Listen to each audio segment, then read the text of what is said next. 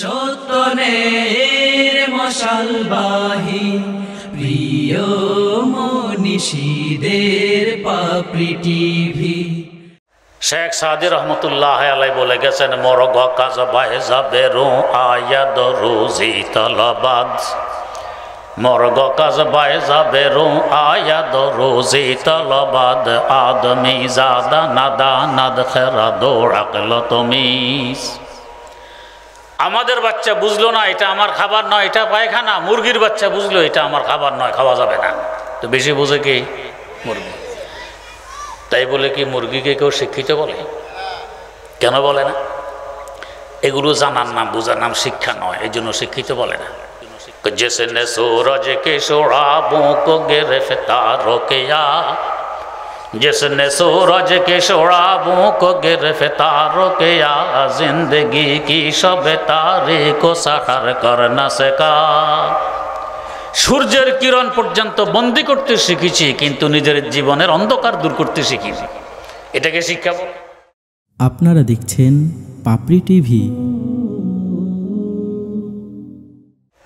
নাহমাদুহু ওয়া নাস্তাঈনুহু ওয়া নাস্তাগফিরুহু ওয়া নু'মিনু বিহি ওয়া নাতাওয়াক্কালু আলাইহি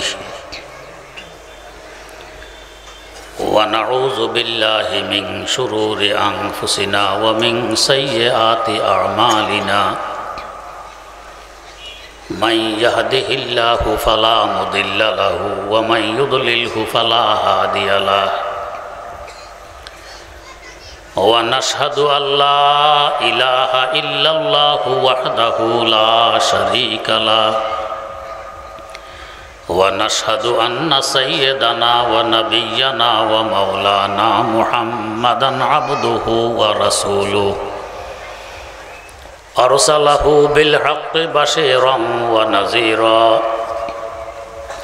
ওয়া দাঈয়ান ইলাল্লাহি বিইজনিহি ওয়া সিরাজাম মুনীরা।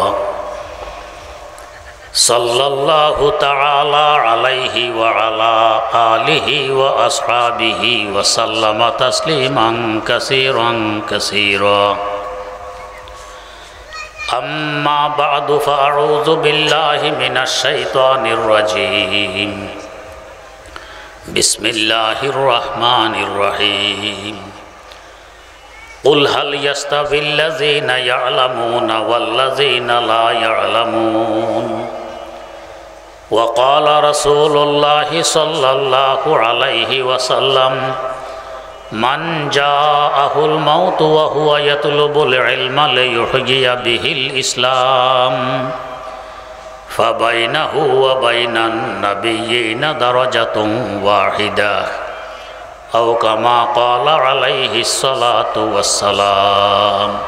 اللهم صل على سيدنا محمد وعلى آل سيدنا محمد كما صليت على سيدنا إبراهيم وعلى آل سيدنا إبراهيم إنك حميد مجيد. اللهم بارك على سيدنا محمد وعلى آل سيدنا محمد كما باركت على سيدنا إبراهيم وعلى آل سيدنا إبراهيم إنك حميد مجيد. একটি শিক্ষা প্রতিষ্ঠান, এলেমের কেন্দ্র, হযরত আয়েশা সিদ্দিকা রাদিয়াল্লাহু তাআলা আনহা মহিলা মাদ্রাসার উদ্যোগে আজকের এই সমাবেশ। তাই শিক্ষা সম্পর্কীয় একটি আয়াতে কারিমা তেলাওয়াত করা হয়েছে ও একটি হাদিস শরীফ পাঠ করা হয়েছে। তেলাওয়াতকৃত আয়াতে আল্লাহ রাব্বুল আলামিন বলেন, ও নবী বলুন তো, যারা জানে আর যারা জানে না এই দুই সম্প্রদায় কি কখনো এক সমান হতে পারে? একে বলা হয় অস্বীকারবাচক প্রশ্ন। দুই সম্প্রদায় কখনো এক সমান হতে পারে না। এখন বুঝার বিষয় কারা জানে আর কারা জানে না। যারা জানে না আমরা তো বুঝি, এদেরকে বলা হয় মূর্খ। জানে না, ওই বেচারা নিজেও বুঝে আমি মূর্খ, আমি জানি না। মূর্খ বোঝা সহজ, কিন্তু আরেক শ্রেণী আছে মনে করে আমরা জানি, আসলে কিন্তু জানে না। মানে জানে না যে এটাও জানে না, এদেরকে বলা হয় ডবল মূর্খ।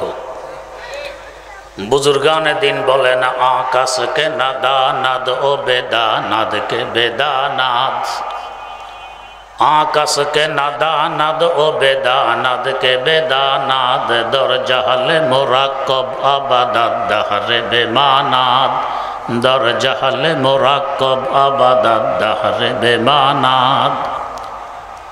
এই হিসাবে বোঝা গেল মানুষ তিন প্রকার। এক প্রকার হলো জানে, আরেক প্রকার হলো জানে না, আরেক প্রকার হলো জানে না যে এটাও জানে না।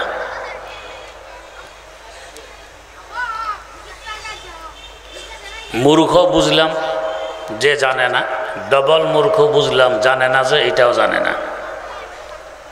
এবার বুঝার বিষয় জানে কে? আমরা মনে করি যে কোনো কিছু শিখে এবং বুঝে সেই জানে। আমাদের এই মনে করা ঠিক নয়।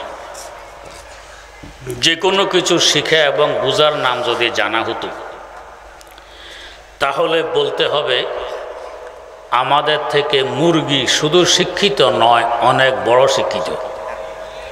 কিভাবে? মুরগির নিচে কতগুলো ডিম রেখে মুরগি বসায় রাখলে 20-21 দিন পরে ডিমে বাচ্চা আসে, মুরগির দেহের তাপের কারণে। আপনি যদি এই ডিমগুলোর মধ্যে 1, 2, 3, 4 এভাবে সংখ্যা লেখে সিরিয়াল দিয়ে সাজায় রাখুন,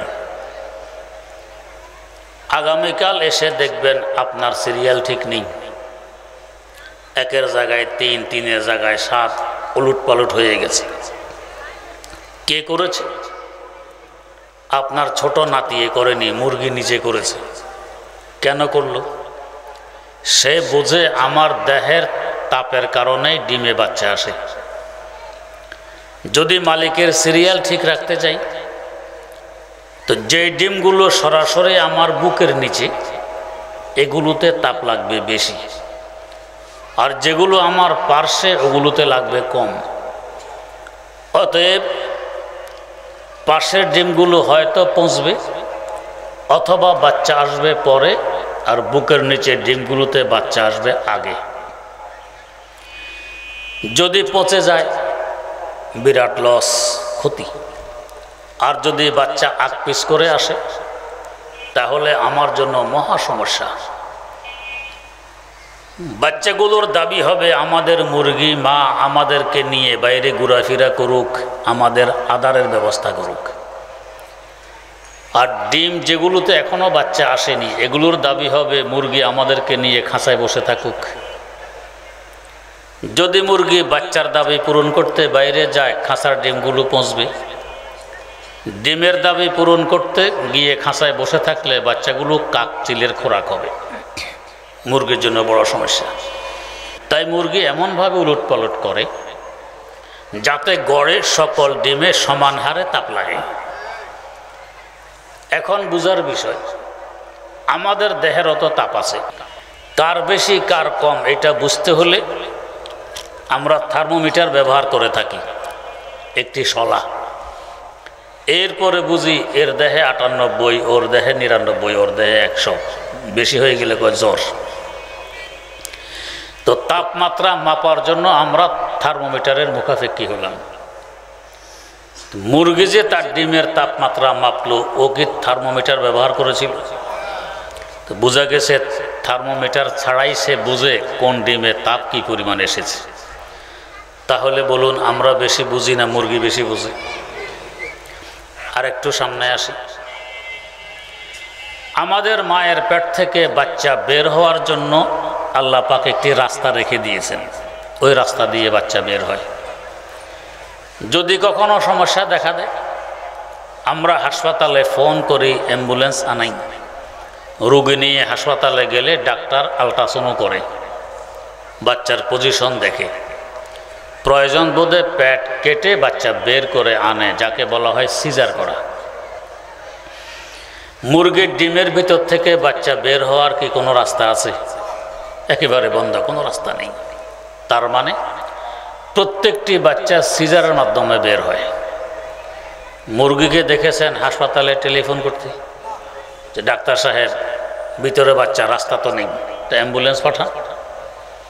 মুরগিকে কখনো দেখেছেন ডাক্তারের পিছনে পিছনে ডিম কতগুলো নিয়ে ঘুরতে, যে একটু আল্ট্রাসাউন্ড করেন, সিজার করতে হবে? তাহলে কে সিজার করলো? মুরগি নিজে করলো। তো করলো যেখানে সেখানে সে ডিমের খোসায়, ডিমের ছিলকায় ছিদ্র করবে না। তার ছিদ্র ওখানে হবে যেখানে থাকে বাচ্চার ঠোঁট। একসাথে খোসা ভেঙে বাচ্চা বের করে আনে না, কারণ হঠাৎ করে বের করে আনলে এতদিন ছিল ভিতরে, এসে গেছে বাইরে, বাইরের আবহাওয়া তার সহ্য নাও হতে পারে। আবহাওয়া মানুষ গ্রহণ করে আর ত্যাগ করে নাক দিয়ে, তাই যেখানে বাচ্চার ঠোঁট ওইখানে আগে ছিদ্র করে, যাতে বাইরের আবহাওয়ার সাথে একটু পরিচয় হয়। এরপরে আস্তে আস্তে বাকি ডিম ভেঙে বাচ্চা বের করে আনে। এমন কখনো হয় না যে ছিদ্র করার পর দেখা গেছে এখানে বাচ্চার ঠ্যাং, ছিদ্র করার পর দেখা গেল সর্বনাশ এখানে বাচ্চার লেজ, ঠোঁট তো এখানে নেই, না। অথচ মুরগি কিন্তু আল্ট্রাসোনোগ্রাফি করেনি। কি করে সে বোঝে যে এখানে বাচ্চার ঠোঁট, অতএব ছিদ্র এখান দিয়ে করতে হবে? তাহলে আমরা বেশি বুঝি না, মুরগি বেশি বোঝে? মুরগি বেশি বোঝে। আমরা আল্ট্রাসাউন্ড করানোর পর সিজার করতে হলে যে যোগ্যতা লাগে, এটা অর্জন করতে প্রাইমারি স্কুল থেকে নিয়ে হাই স্কুল, কলেজ, এরপরে মেডিকেল কলেজ, এরপরে গাইনি বিভাগ, অন্তত 20 বছর আমাদেরকে লেখাপড়া করতে হয়েছে। তারপরেও তো মাঝে মধ্যে ভুল হয়। মুরগিকে দেখেছেন কোনোদিন মেডিকেল কলেজে ডাক্তার সাহেবের সামনে ক্লাস করতে? না।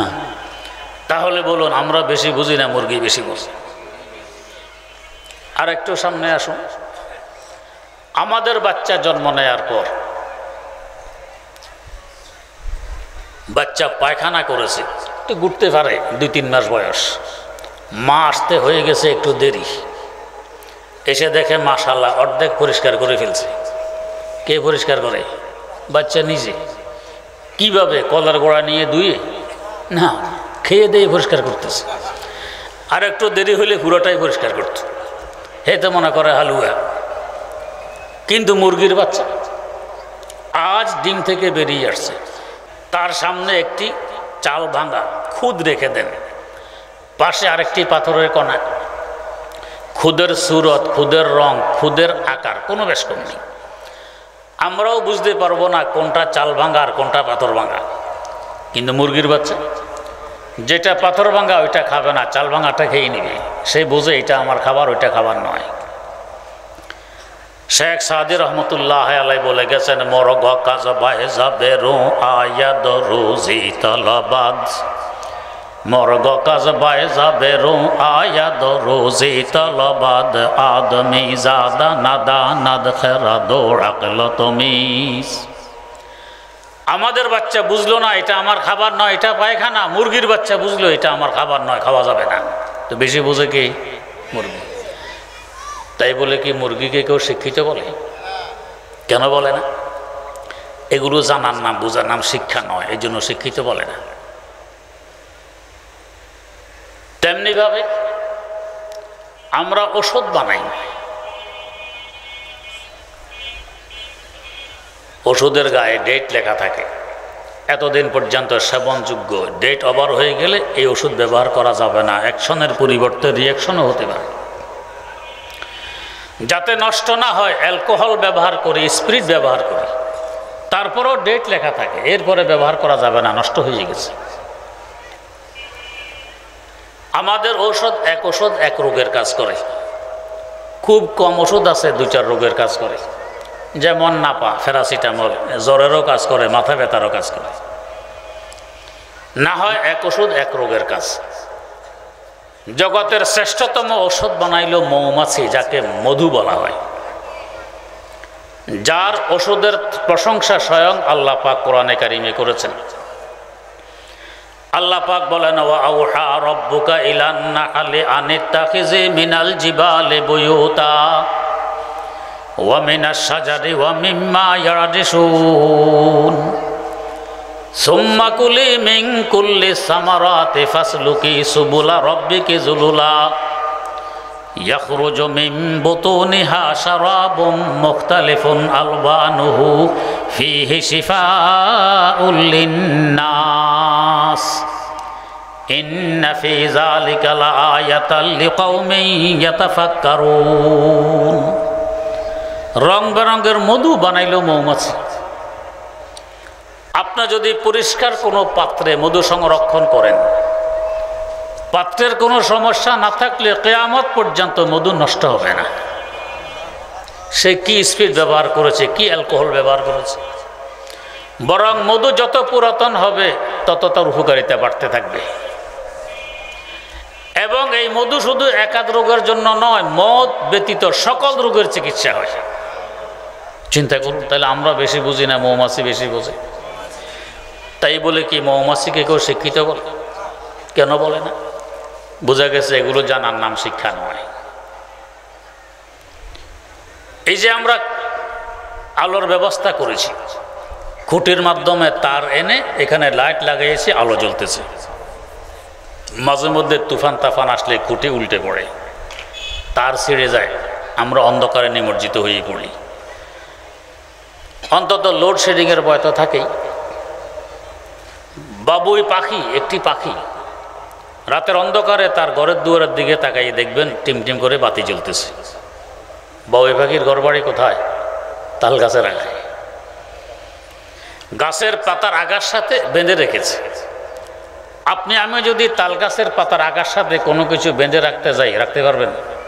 পিছলিয়ে পড়ে যাবে। বাবুই পাখি যে বাংলো, তুফানে পিটতে পিটতে গাছের ডাল ভেঙে পড়ে গেছে, কিন্তু তার বাসা ফেলতে পারল না। কিভাবে সে বাঁচছে? দিনের বেলায় জোনাকির কল্লা টিপে টিপে বাসার দুয়ারে স্তূপ দিয়ে রাখে, রাতের বেলায় অন্ধকার যতই ঘনিয়ে আসে আলো ততই জ্বলতে থাকে। খাম্বা উল্টে পড়ার ভয় নেই, তার ছিঁড়ার আতঙ্ক নেই, লোডশেডিংয়ের কোনো চিন্তাই নেই, রাতভর আলো ব্যবহার করতেছে। বলুন, আমরা বেশি বুঝি না, বাবুই পাখি বেশি বোঝে। তারপরও বাবুই পাখিকে তো কেউ শিক্ষিত বলে না। কেন বলে না? এগুলো জানার নাম, বুঝার নাম শিক্ষা নয়, তাই বলে না। আমরা বিল্ডিং বানাই, রড, সিমেন্ট, পাথর, বালি, ইট, কত কিছু ব্যবহার করি, এরপরও তো ধসে পড়ে মাঝে মধ্যে।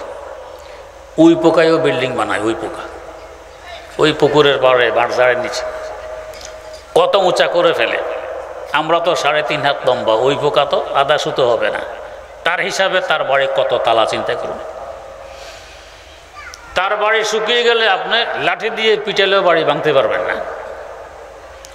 না রড আছে, না সিমেন্ট আছে, না বালি আছে, না কিছু। ভিতরে কত রকমের কামরা, ছোট বড়, আসা যাওয়ার রাস্তা কত রকম। দেশ ঠিক রাখা আমার আপনার জন্য কঠিন।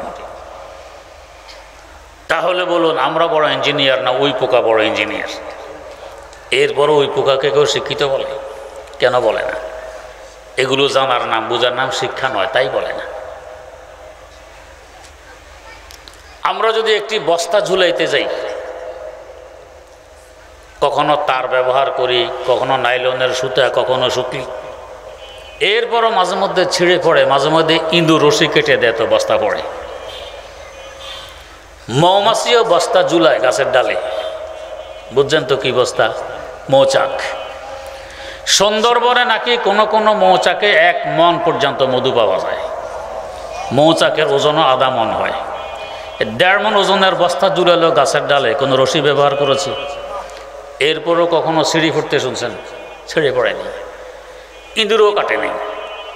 আমাদের রশি ইঁদুরে কাটে, কিন্তু মৌচাকের বস্তা ইঁদুরও কাটে না।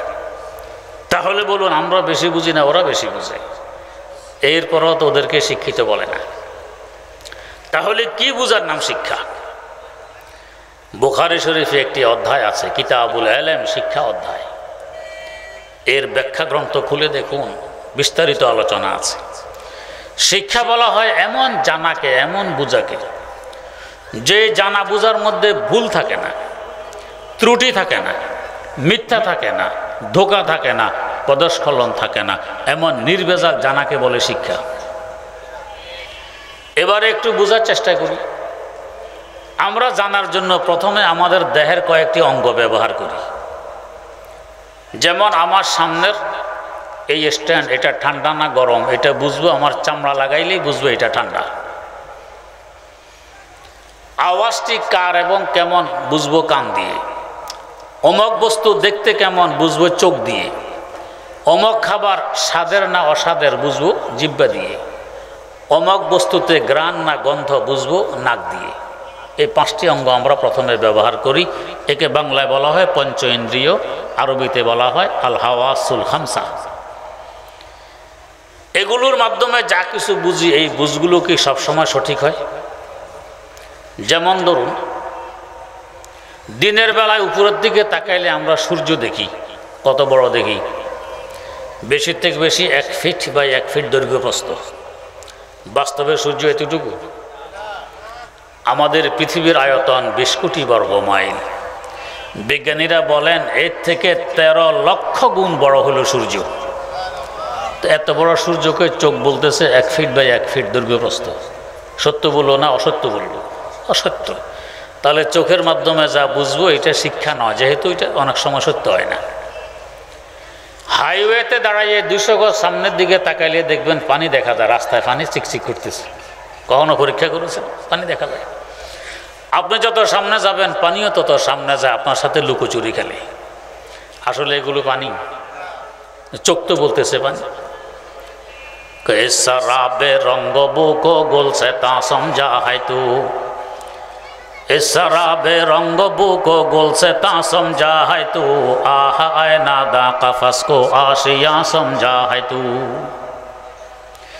পিপাসুক পানি মনে করে সামনে দৌড়ে, পানি আরো সামনে দৌড়ে, এক সময় সে মারা যায়। তো দুনিয়াটাও এমন। এটাকে অনেক কিছু মনে করে আমরা দুনিয়ার পিছনে দৌড়ে দৌড়তে দৌড়তে এক সময় মারা গেছি, আমার কিসমতে কিছু নাই। যাই হোক, তো চোখ বলতেছে পানি, বাস্তবে পানি নয়, চোখের ধোঁকা। বোঝা গেছে চোখের মাধ্যমে যা বুঝবো এটা শিক্ষা নয়। এক ব্যক্তি বলতেছে তুফান আসতেছে। ভাই তুমি কেমনে জানো তুফান আসতেছে? কহ শো শো আওয়াজ শোনা যায়। ও বলে কই আওয়াজ তো নেই। দুজনের একজনের কান তো মিথ্যা বলতেছে। হয়তো এর কানের সমস্যা, এমনি শোঁ করে, অথবা ও বধির, আসলে শোঁ করে, হে শোনে না। দুটোর একটা তো হবে। অতএব কানের মাধ্যমে যা বুঝবো এটা তো শিক্ষা নয়, সে ভুল তথ্য দেয়। এক কামরার ভিতরে 2 জন মানুষ। একজন বলছে ভাই ফ্যানটা ছেড়ে দাও তো গরম লাগতেছে। আরেকজন বলে তাড়াতাড়ি কম্বল দাও, শীতে মারা যাচ্ছি। একই কামরার ভিতরে গরম ঠান্ডা একাত্রিত হওয়া তো সম্ভব নয়। দুজনদের 2 রকম বলতেছে। হয়তো বাস্তবে গরম, এর জ্বর উঠছে, অথবা বাস্তবে ঠান্ডা, ওর প্রেশার উঠছে। দুটোর একটা তো হবে। অতএব চামড়ার মাধ্যমে যা বুঝবো জানবো এটাকেও শিক্ষা বলা যাবে না, যেহেতু ত্রুটিমুক্ত নয়। এক টুকরা গুড় ভেঙে যে কম্বল চাইছে তার মুখও দিলেন, আর যে ফ্যান ছাড়তে বলছে তার মুখও দিলেন। যে ফ্যান ছাড়তে বলেছে সে বলে মাশাআল্লাহ বড় মিষ্টি, আর যে কম্বল চাইছে তার মুখে দেওয়ার পরে বলে থো থো তিতা। দুজনের জিহ্বা 2 রকম বলতেছে। যে কোনো একজনের জিহ্বা তো মিথ্যা বলতেছে। এর জ্বর উঠছে, রুচি নষ্ট, মিষ্টি গুঁড়ো তিতা লাগে। অতএব জিহ্বার মাধ্যমে যা বুঝবো জানবো এটাও শিক্ষা নয়, যেহেতু ত্রুটিমুক্ত নয়। আসুন নাকের কাছে। গোলাপ ফুল দিলেন, যে ফ্যান ছাড়তে বলছে তার নাকের সামনে মাশাআল্লাহ বড় মিষ্টি গ্রান। আর যে কম্বল চাইছে তার নাকের সামনে দিলেন, ফোঁত ফোঁত করে নাক টানে, গন্ধও নেই, গ্রানও নেই, কিছু নেই, নাকে সর্দি, বোঝে না। তো যে কোনো একজনের নাক তো মিথ্যা বলতেছে। অতএব নাকের মাধ্যমে যা বুঝবো জানবো এটাও শিক্ষা নয়, যেহেতু ত্রুটিমুক্ত নয়। এই 5টি অঙ্গের একটি সীমা আছে, সীমার ভিতরে কাজ করে, বাইরে তো অচল। যেমন আমার মুখ দিয়ে আওয়াজ বের হয়, শোনে আমার কান, অথচ কানের তুলনায় নাক মুখের আরো কত কাছে, নাকে শোনে না, এটা তার গণ্ডির বাইরে। ভিতরে যে কাজ করে তাও তো ভুল করে, এতক্ষণ শুনলেন। এদের সীমার বাইরে চলার জন্য, বোঝার জন্য এবং এদের ভুল ধরিয়ে দেওয়ার জন্য আল্লাহ পাক আরেকটি নিয়ামত দান করেছেন, যাকে বলা হয় বিবেক, যাকে বলা হয় আকল। চোখ বলে সূর্য 1 ফিট বা 1 ফিট দৈর্ঘ্য প্রস্থ, আকল বলে না, তোমার পৃথিবী থেকে 9,30,00,000 মাইল দূর হওয়ার কারণে ছোট দেখা যায়, বাস্তবে 13 লক্ষ গুণ বড়। জিহ্বা বলে গুড় তিতা, আকল বলে না, তোমার জ্বর, রুচি নষ্ট হয়ে গেছে। নাক বলে গোলাপ ফুলে ঘ্রাণ গন্ধ কিছু নেই, আকল বলে তোমার সর্দি, এই জন্য উপলব্ধি করতে পারতেছ না, ঘ্রাণ আছে। চামড়া বলে আবহাওয়া ঠান্ডা, আকল বলে তোমার জ্বর উঠছে, এই জন্য ঠান্ডা, বাস্তবে গরম। এদের ভুল ধরিয়ে দিবে আকল। কিন্তু আকল যে সবসময় সত্য তথ্য দিবে তার কোনো গ্যারান্টি আছে? সেও ভুল তথ্য দেয়। যেমন ধরুন, এক যুগে বিজ্ঞানীরা বলতেন সূর্য এক জায়গায় স্থির, পৃথিবী তার চতুর্দিক দিয়ে ঘুরে। এর বহুকাল পর তাদের থিওরির পরিবর্তন ঘটল, বলল যে না, পৃথিবী এক জায়গায় স্থির থাকে, সূর্য পৃথিবীর চতুর্দিক দিয়ে ঘুরে। এরপরে আবার 3য় নম্বর থিওরি আসলো যে না, সূর্যকে কেন্দ্র করে কতগুলি গ্রহ নক্ষত্র ঘুরে।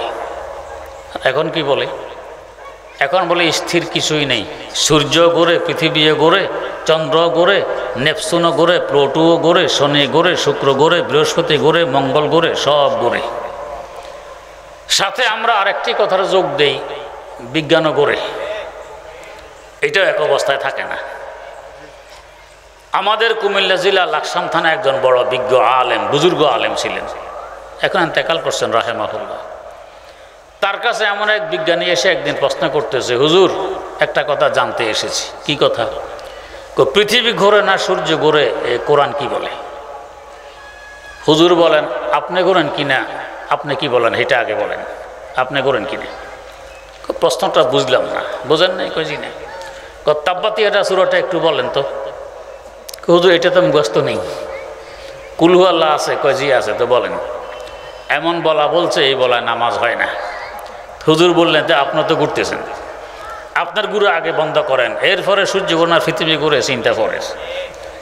নিজের চিন্তা বাদ দিয়ে আরেক চিন্তা নিয়ে ব্যস্ত।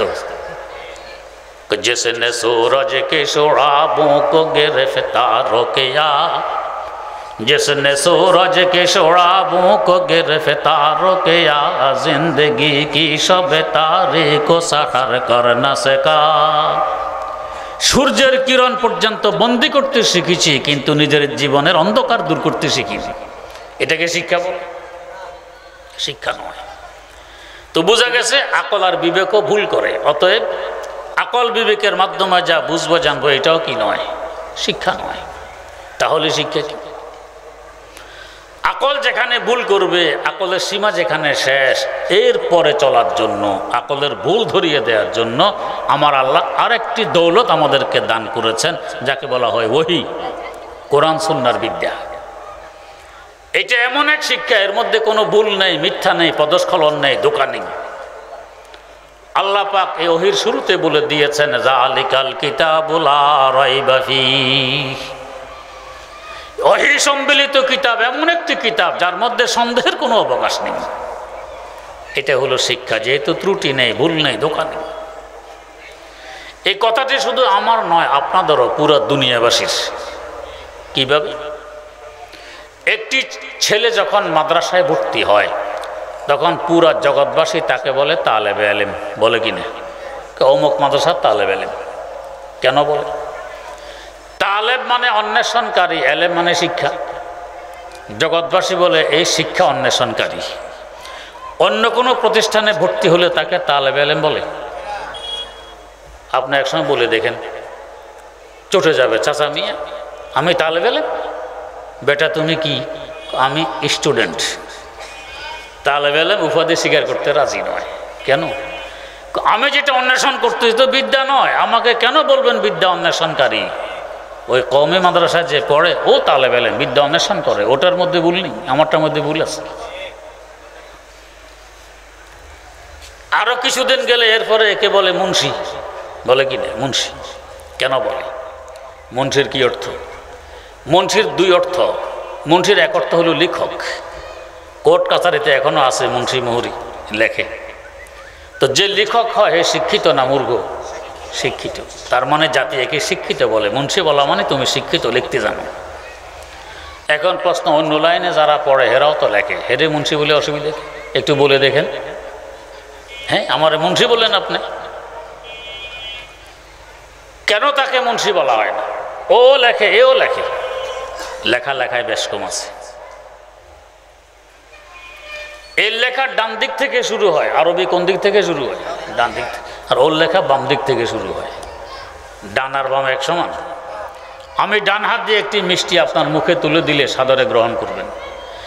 এর থেকে দামি মিষ্টি যদি বাম হাত দিয়ে দিতে যাই, গ্রহণ করবে না তো করবে না, এমন এক থাপ্পড় মারবেন আমার হাত ভাঙার উপক্রম হবে, মিষ্টিটাও পড়ে যাবে। কেন এত ব্যবধান? ডান বামের ব্যবধানে। তো ডান দিক থেকে যেটা লেখা হয় এটাই বাস্তবে লেখা, বাম দিক থেকে যেটা হয় এটা লেখা নয়, এটা আঁক দিতেছে।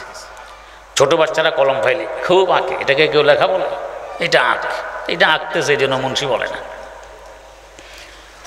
মুন্সির দ্বিতীয় অর্থ রূপক অর্থ, পালনকর্তা। এই তালেব ইলমকে এখন পালনকর্তা বলতেছে জগৎবাসী, মুন্সি বলে। কেন?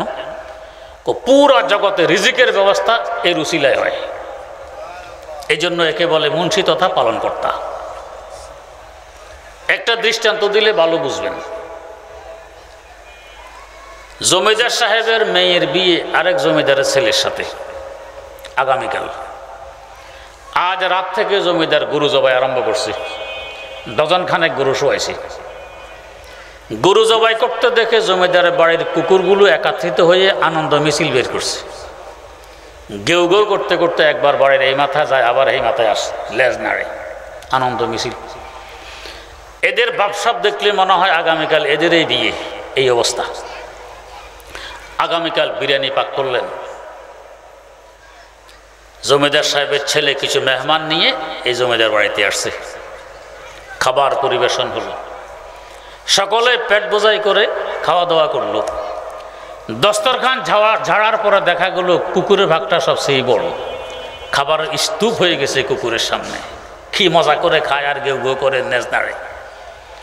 আর দুলা মিয়া খায় না তো খায় না, যে ছিদ্র দিয়ে খাবার ঢুকাবে একখানা রুমাল তাও করে ছিদ্র এটা বন্ধ করে বসে আছে। এই অবস্থা দেখে এক ব্যক্তি গিয়ে বলতেছে, জমিদার সাহেব কুকুরের জন্য এতগুলো গরু জবাই করলেন, বুদ্ধির পরিচয় দিলেন? জমিদার বলে, ব্যাককলের ফুট ব্যাককল, কুকুরের জন্য গরু জবাই করছে? দেখলাম তো সবচেয়ে বড় ভাগ কুকুরের সামনে। দেখলে কি হবে, কুকুরের জন্য গরু জবাই করা হয় না। তো কার জন্য করছেন? তো করছে দুলার জন্য। কি দুলা 1 ডজন গরু গোস্ত খাইতে পারে? দুলায় যদি উদ্দেশ্য হয় বাজার থেকে 1-1 কেজি নিয়ে আসলে যথেষ্ট হইত। দুলার জন্য এত গরু জবাই করছে? যাই দেখেন দুলা ছিদ্র বন্ধ করে বসে আছে, খায় না। জমিদার সাহেব বলে, আমি বুঝি না দুলা কি আজ এই বাড়িতে খেতে এসেছে? তো কি জন্য এসেছে? এসেছে আরেকটি স্পেশাল নেয়ামতের জন্য। ওইটা আবার কি? এটা আমার সুন্দরী মেয়ে, সে তো অপেক্ষায় আছে বাসর ঘর কবে শুরু হবে, ওই চিন্তায় চিন্তিত। সে কি খাওয়া চিন্তায় আসছে? আছে ওর উজিলে এই মেহমানারা কুকুরেরা ফ্যাট বোঝাই করে খেয়ে নিছে, উসিলা কিন্তু দুলা।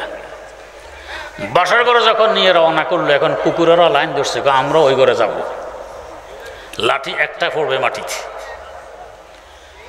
আমার আল্লাহ বলেন, জগৎবাসী আমি আল্লাহর দৃষ্টিতে মুন্সি মৌলবীরা হলো দুলামিয়া।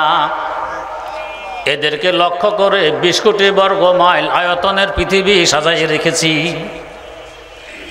কেউ যদি প্রশ্ন করে, আল্লাহ গোটা পৃথিবীতে হিসাব করলে মুন্সি মৌলবীর সংখ্যা হয়তো কয়েক লক্ষ হবে, একটি থানায় তো তাদের জন্য যথেষ্ট ছিল, বিশাল পৃথিবী সৃষ্টি করার কি প্রয়োজন ছিল? আমার আল্লাহ বলবেন, দেখো জমিদারের উদ্দেশ্য তো কিন্তু দুলা মিয়া, তারপরও ডজন খানেক গরু জবাই করে। উদ্দেশ্য হলো দুলামের ইজ্জত রক্ষা করা। যদি গরু জবাই না করে, দুলার সাথে সঙ্গীরা তাকে ধিক্কার দিবে, কোন বাড়িতে বিয়ে করতে গিয়েছ, একটি গরু পর্যন্ত শোয়াইতে পারল না। দুলার ইজ্জত রক্ষার্থে যেভাবে ডজন খানেক গরু জবাই করে, অথচ দুলা নগ্নও খাবে না। আমিও বুঝি আমার এই মুন্সি মৌলবীরা এই দুনিয়ার চাকচক্য দেখে তারা কখনোই চিন্তিত হবে না, কিন্তু তাদের ইজ্জত রক্ষার্থে, তাদের শান রক্ষার্থে বিশাল জগৎ সাজিয়ে রেখেছি। উদ্দেশ্য হলো আমার এই দুলামিয়ারা, কিন্তু তাদেরকে কেন্দ্র করে এই জগতের কুকুরের গোষ্ঠী, কাফের মোশরিক নাস্তিকেরা খেয়ে পেট বোঝাই করবে। আমার দুলামিয়া বোঝে তার এই জগতের আগমন খাওয়া দাওয়ার জন্য নয়, চাকচক্যের জন্য নয়। সে বোঝে তার এই জগতের আগমন সামনে আমি আল্লাহর দিদার আর সাক্ষাতের জন্য। কবে সাক্ষাৎ ঘটবে আর দিদার হবে, এই চিন্তায় সে সব সময় চিন্তিত। যদি ওই দিন দুলামিয়াদেরকে বেহেশতের দিকে নিয়ে যাওয়া হয়, আরে দুনিয়ার কাফের মোশরিক কুকুরের গোষ্ঠীরা লাইন ধরে, আমরা ওই ঘরে যাব, ফেরেশতাদের লাঠি একটাও মাটিতে পড়বে না। এই স্পেশাল নেয়ামত একমাত্র দুলামিয়ার জন্য, তোমাদের জন্য ওই নেয়ামত নয়। খুরমা রোজে কে জি মঞ্জেলে বয়রা বেরাওয়াম, খুরমা রোজে কে জি মঞ্জেলে বয়রা বেরাওয়াম, রাহাতে যা তলবাম বজ পায়ে জানা বেরাওয়াম। কেউ হয়তো বলবেন, হুজুর আপনারা তো উল্টা বলতেছেন, ওদের উসিলে আমরা খাই না, আমরা চাঁদা দিয়ে ওদেরকে খাওয়াই। আপনারা চাঁদা দেন না মাদ্রাসায়? দুলার সামনে একটি স্পেশাল প্লেট আসে কিনা, আস্ত বাজি মুরগি, ডিম, মাছ, গোশত সাজাইয়া তার সামনে দেয়। এরপরেও কি ছিদ্র খুলে? ছিদ্র বন্ধ। একটু পরে 2-4 জন শালা সম্বন্ধী এসে সামনে দিয়ে বসে। কেউ মুরগির রান নিয়ে টানাটানি, কেউ কল্লা নিয়ে চলাচল, ফাঁকে ফুঁকে জোর জবরদস্তি 2-4 লোক দুলার মুখও ঠেলে দেয়। এখন যদি এরা মন্তব্য করে যে আমাদের উসিলে দুলা আজ বাঁচছে না, ক্ষুধায় মারাই যেত, এই মন্তব্য ঠিক হবে না? দুলার উসিলে এরা খেয়েছে। দুলা যদি আজ এই বাড়িতে না আসতো, মুরগির রান দূরের কথা, মুরগির ঠ্যাং খাইতো। এরা সামনে এসে বসে জোর জবরদস্তি 2-4 লোকমা দুলার মুখে কেন ঠেলে দিল? এরা একথা বুঝায়, দুলা ভাই, যাকে বিয়ে করতে এসেছেন আমরা তার ভাই, আপনার নিকটের মানুষ, পরিচয় দিতে এসেছি। অতএব যখন পিকনিক করতে যাবেন আমাদেরকেও সাথে নিয়ে যেতে হবে, যখন পার্কে ঘুরতে যাবেন আমাদেরকেও সাথে রাখতে হবে, ফেলে গেলে চলবে না। তেমনিভাবে দুনিয়ার কিছু ভালো মানুষ মাদ্রাসায় 2-4 হাজার 2-4 লক্ষ টাকা চাঁদা দিতে আসে। ও আমার আল্লাহর দৃষ্টিতে দুলামিয়ারা, আপনাদের মুখে লোকমা ঠেলে দিচ্ছি। আমরা যে আপনাদের কাছের মানুষ, আন্তরিকতা আছে, তার পরিচয় বহন করে আমাদের এই 2-4 হাজার টাকা। অতএব যখন বেহেশত নামক পার্কে ঘুরতে যাবেন আমাদেরকেও সাথে নিয়ে যেতে হবে, রেখে গেলে হবে না। আমার আল্লাহর দিদার নামক পিকনিক যখন করতে যাবেন আমাদেরকেও সাথে রাখবেন, ফেলে গেলে চলবে না। উদ্দেশ্য দুলামিয়া। এই জন্য জগৎবাসী এদেরকে বলে মুন্সি। আল্লাহ পাক আমাদেরকে সহি বুঝার তৌফিক দান করুন। যাকে শিক্ষা বলে এই শিক্ষায় শিক্ষিত হয়ে উভয় জাহানে ধন্য হওয়ার তৌফিক দিন। সুবহানাল্লাহি ওয়া বিহামদি, সুবহানাকাল্লাহুম্মা ওয়া বিহামদিক, আশহাদু আল্লা ইলাহা ইল্লা আনতা, আস্তাগফিরুকা ওয়া আতুবু ইলাইক। পাপড়ি টিভি, হক্কানি ওলামায়ে কেরামের মুখপাত্র।